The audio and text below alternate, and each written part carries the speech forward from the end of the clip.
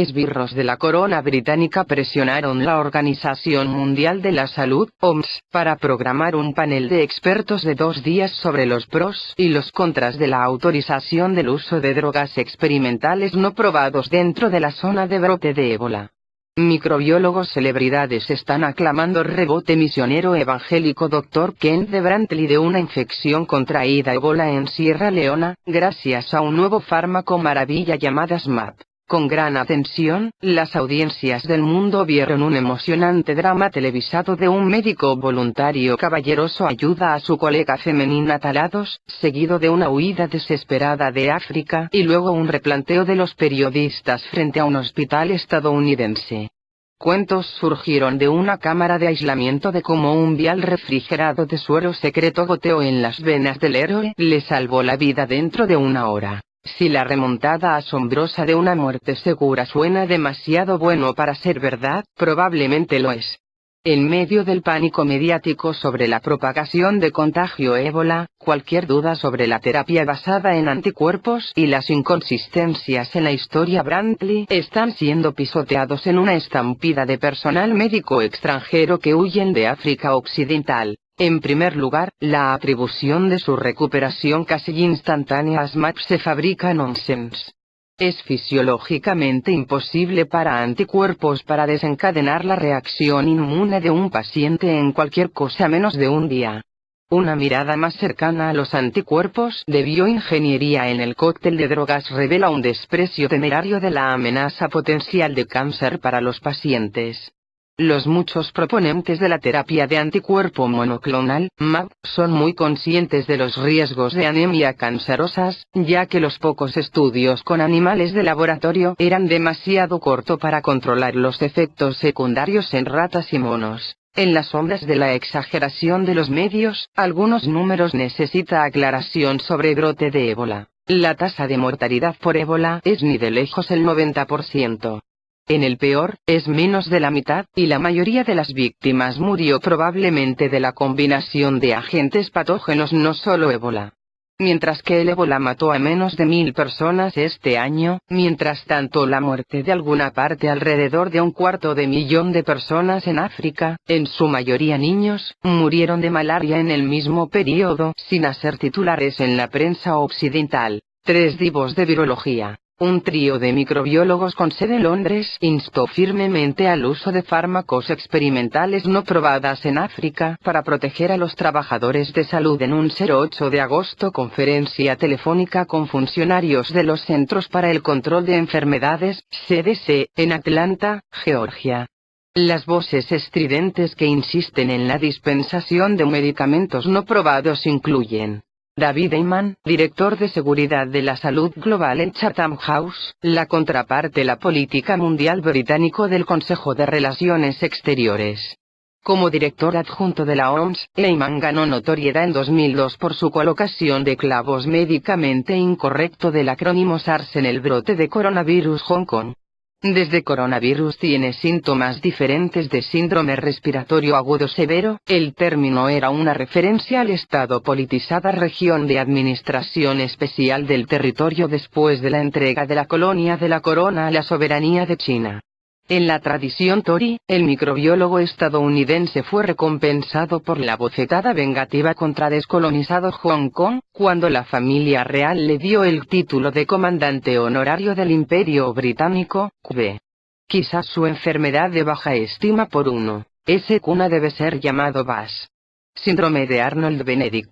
Jeremy Farrar, un profesor británico de la medicina tropical en la Universidad de Oxford y director del Wellcome Trust. La caridad médica fue establecido por una beca de Sir Henry Wellcome, un magnate farmacéutico nacido en Wisconsin que a finales del siglo XIX fundó la compañía predecesora de GlaxoSmithKline. En 1910, Wellcome se convirtió en un ciudadano británico y en consecuencia fue honrado con el título de caballero por traición contra su República Democrática Nativa. En segundo lugar, solamente a la Fundación Bill y Melinda Gates, Wellcome Trust promueve el uso de medicamentos recetados en el mundo en desarrollo, incluyendo África. Barón Dr. Peter Piot, el co-descubridor belga de Ebola filovirus en Zaire, es profesor en la Universidad Imperial de Londres, el ex subsecretario de la ONU, y ex director de ONU-SIDA. Su ennoblecimiento por el rey Alberto II puede parecer inapropiado para un microbiólogo hasta que uno se da cuenta de que los señores feudales y sus caballeros fueron también despiadados asesinos profesionales, de ratones y hombres. Cualesquiera que sean las afirmaciones no verificadas de estos maestros de biociencia, el método de ingeniería genética SMAP es fundamentalmente errónea. La fusión de células de ratón, rata, tejido del vaso y mieloma, células blanco-sanguíneas cancerosas en la médula ósea, produce anticuerpos agresivos que cambian el sistema inmune a toda marcha, causando anemia canceroso. Estimulación excesiva de plasma ósea produce anticuerpos anormales que puede también infligir daños graves al sistema riñones y nervios. Salvado de ébola, mueren de cáncer no es una solución. Además de estos efectos secundarios adversos, hay básicamente 3 golpes adicionales contra la prescripción de anticuerpos no probados. En primer lugar, estos agentes inmunes pueden alentar el virus ébola para mutar hacia una mayor virulencia, similar a cómo los antibióticos empujaron bacterias en evolucionar en superbacterias resistentes a los medicamentos. Un supervirus más poderoso que el ébola podría acabar con toda la raza humana. En segundo lugar, uno de los 3 MAD en el cóctel de drogas MAD fue probado solo en ratas, una especie que no comparte los mismos sistemas de coágulos o de ganglios linfáticos como seres humanos, y la coagulación dentro de las arterias pequeñas es uno de los principales aspectos que amenazan la vida de ébola. En tercer lugar, la panacea del tratamiento MAP promoverá la percepción errónea de inmunidad entre los médicos extranjeros inyectadas y los trabajadores de ayuda que, por el contrario, serán portadores. A diferencia de las bacterias, los virus no mueren, pero solo en estado latente. La estructura del ARN conserva la capacidad de replicar cuando las condiciones son adecuadas. Calefacción y el perro día-veranos interior-invierno proporcionan las condiciones ideales en las zonas templadas de la reactivación del virus tropical. Sin cuarentenas estrictas y seguimiento de toda la vida de los portadores potenciales, el virus ébola pronto podría extenderse como el resfriado común a todas las personas en este planeta. Otorgado por la realeza y recompensados por la industria farmacéutica, los aventureros de medicina en Londres están jugando a la ruleta rusa con millones, incluso miles de millones de vidas inocentes en todo el mundo. Reina MAP de las plagas. No es casualidad que la cartera de patentes de anticuerpos monoclonales, MAP, que supuestamente curó a los 2 misioneros estadounidenses, son propiedad de Su Alteza la Reina Elizabeth II. Los derechos de propiedad intelectual, DP, de la investigación financiada por el gobierno en el Reino Unido y sus reinos subordinados, entre ellos Canadá, no pertenecen a los inventores sino enteramente a la corona. Patentes reales, a diferencia de los derechos de propiedad bajo la ley civil, no están sujetos a un periodo de vencimiento de 50 años, pero se mantienen a perpetuidad como una prerrogativa de la monarquía. El régimen de derechos de propiedad intelectual de la corona no es solo el vestigio de la monarquía absoluta, ya que cualquier resultados de la investigación pueden ser asegurados bajo la ley de secretos oficiales. Detrás de una fachada más liberal de las políticas de derechos de autor descentralizadas en los niveles más bajos del Estado, los derechos de patente de la corona permanecen básicamente sin reformar. Los derechos de autor de la reina asegura que las agencias nacionales de salud en el mundo en desarrollo nunca se les permitirá fabricar anticuerpos monoclonales para su población interna sobre una base legal y por lo tanto no pueden comercializar sus medicamentos genéricos en el extranjero. El escándalo SMAP es una abominación contra el espíritu científico y los derechos humanos. ¿Quién dice? Sede de la OMS en Ginebra reaccionó favorablemente a Londres que llama. En las últimas décadas, la Agencia de Salud de Naciones Unidas se ha transformado en un club privilegiada para los microbiólogos a base de laboratorio en lugar de una red de médicos generales en el frente de la medicina pública. La convocatoria de una reunión de 2 días de emergencia de expertos fue emitida por la OMS subdirector Marie-Paule Kieny, quien dirigió la iniciativa para la investigación de vacunas desde su creación. La mayor desarrollo de la vacuna es un fraude lucrativo que involucra las subvenciones del gobierno para lacayos de investigación de la industria farmacéutica. Margaret Chan, el director no médico de la OMS, es un ferviente partidario de la investigación de vacunas de miles de millones de euros, que es financiado por los contribuyentes, sino beneficioso solo para las grandes empresas farmacéuticas. Durante su mandato como director de la Autoridad Hospitalaria de Hong Kong durante el brote de SARS, Chan era un enemigo obstruccionista de las propuestas para la esterilización de aire dentro de las instalaciones médicas y el uso de la terapia a base de hierbas, incluso después de que ambos enfoques innovadores tuvieron éxito en detener el coronavirus en el continente China, en contraste con la investigación de vacunas en gran medida financiado pero sin fruto. Los hábitos equivocados de pensamiento se traducen en muertes innecesarias y dolor a millones de víctimas que merecen la atención centrada en el paciente en lugar de la crueldad institucional, engaño en lugar de terapia. El regreso de Brantley desde el borde de la muerte no fue ni un milagro de la ciencia, ni un acto de Dios. Su salvación se debió a la simple ruptura anticuada de una fiebre.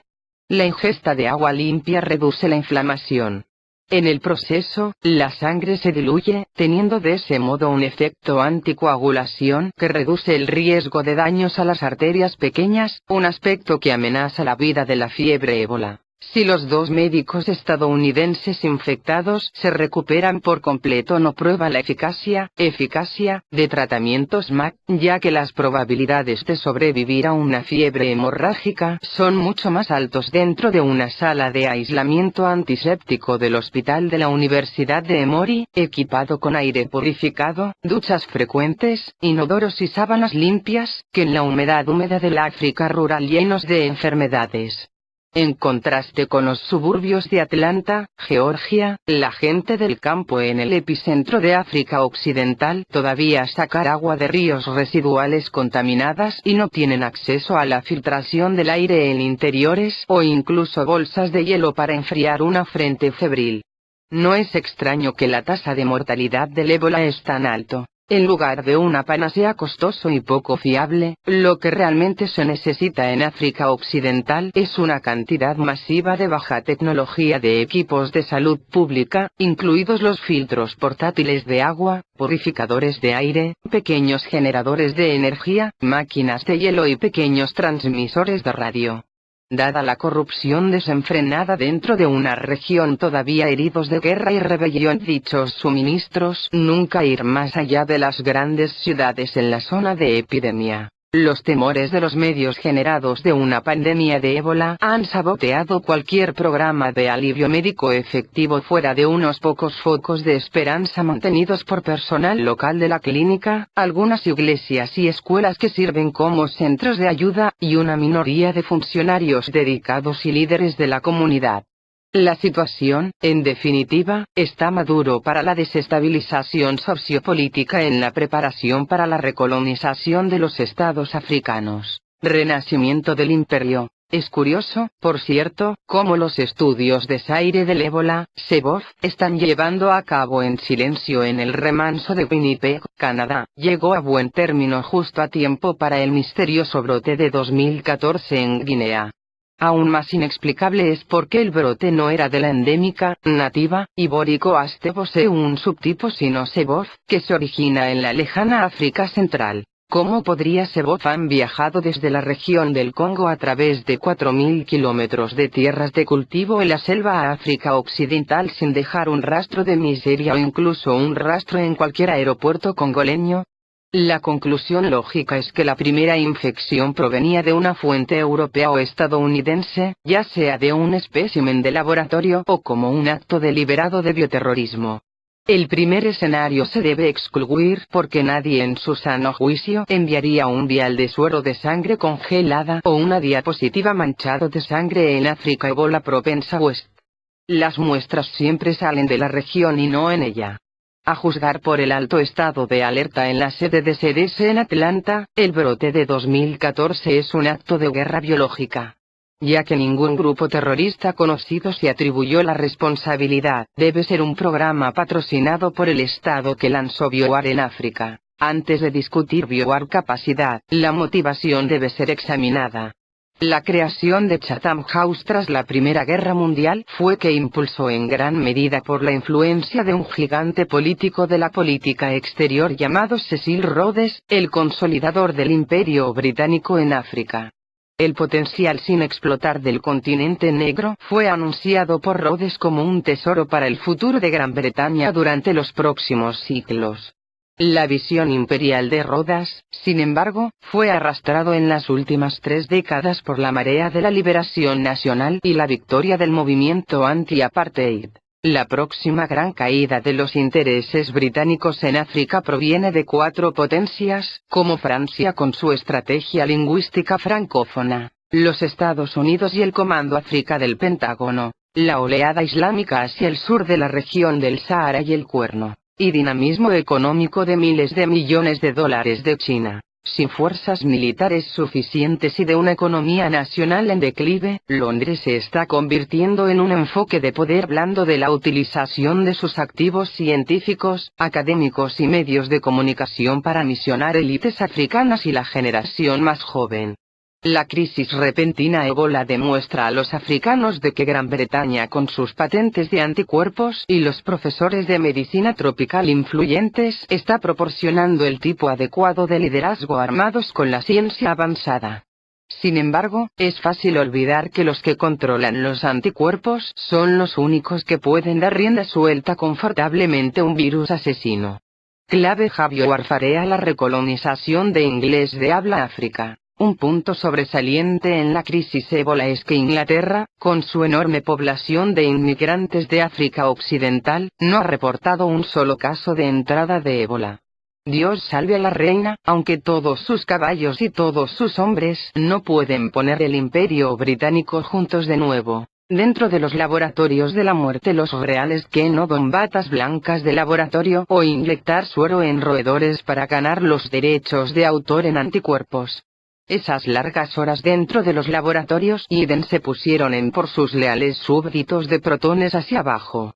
El Ministerio de Defensa, MOD, del Laboratorio de Armas Biológicas se encuentra cerca de Stonehenge en Salisbury, Wiltshire, un condado más conocido por su queso que para ricina y el anthrax. Allí, la ciencia y la tecnología del Laboratorio de Defensa, DSTL, mantiene 2 áreas de alta contención para la investigación viral, que comenzó allí en 1953, en sus argumentos, el establecimiento de investigación microbiológica, gaseados y rocío conejos, ovejas e incluso seres humanos con bacterias de forma rutinaria y virus. Virus de las fiebres hemorrágicas fueron probados en el campo mucho antes del 1976 descubrimiento de ébola.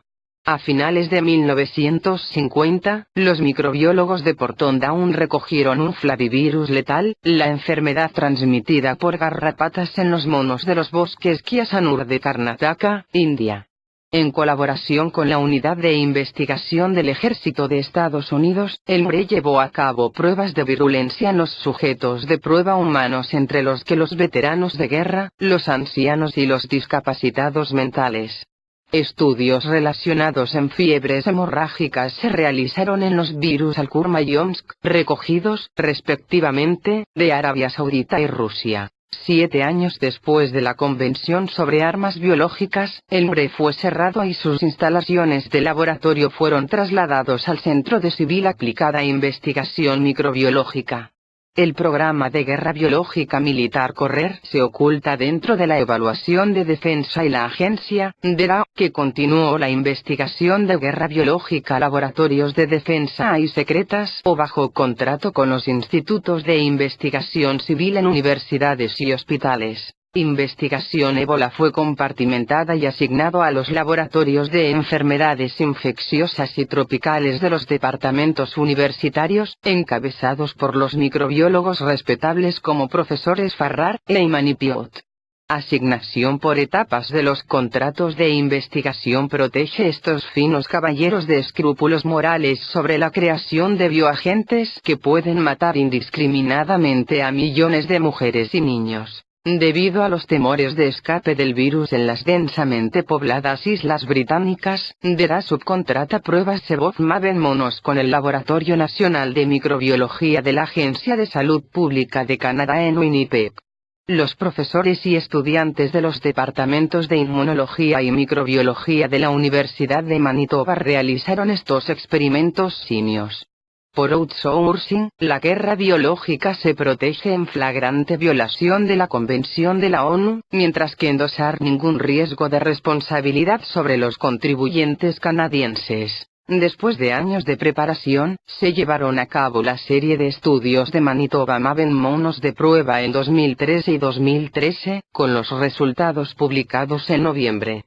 El momento en que los resultados de pruebas eficaces de MAB en simios fue notablemente cerca del brote inicial ébola que estalló en Guinea en marzo. El papel de América. Un problema para los ciudadanos estadounidenses es la razón por 2 médicos enfermos fueron trasladados a Atlanta a riesgo de propagación de la pandemia. Lo sé. 1. Cuando existen instalaciones médicas modernas en los países afectados de África, como el JFK Memorial Hospital, financiado por USAID en Monrovia, Liberia, o Hospital Americano y Resorts en Lagos, Nigeria. Los Methodist Churches y americanos católicos también financian en pacientes centros médicos de la región. Estas instituciones financiadas por Estados Unidos deberían haber puesto en marcha un grupo de trabajo para el cuidado de ébola regional paciente y para proteger a visitar trabajadores médicos estadounidenses, como los DRES. Brantley Whitable. La única explicación lógica para el ingreso de pacientes de ébola en el territorio de los Estados Unidos es la vigilancia de la guerra biológica mundial por el CDC, que está cooperando con las ramas médicas del Departamento de Defensa. El legado de los ataques con Anthrax de 2011 en Washington D.C. han salido de la mano dura de antiterrorismo en la salud pública.